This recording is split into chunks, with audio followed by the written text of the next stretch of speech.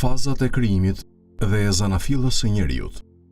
Duke i hedhur një sy dhe duke studiuar ajetet e tjera të Kuranit të Shenjtë, kuptojmë që njeriu nuk është vetëm një qenie materiale, por ai ka edhe esenca të tjera, të cilat vazhdojnë ekzistencën e tyre edhe pas vdekjes së natyrshme të trupit të tij, të cilat do të kenë jetë dhe lumturi të përjetshme ose ndëshkim të përjetshëm. Pra në realitet, e vërteta dhe humanizmi i njeriut gjendet brenda shpirtit të tij, ndërsa trupi është vetëm një mjet i përbërë, i cili aktivizohet për t'i dhënë mundësinë shpirtit që të veprojë dhe të lëvizë në këtë botë.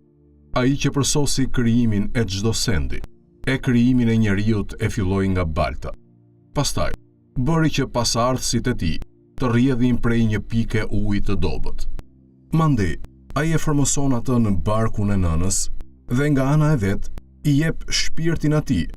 Dhe ai është që juve ju pajis edhe me dëgjim, me shikime me zemër, e pak send është ajo që ju falenderoni.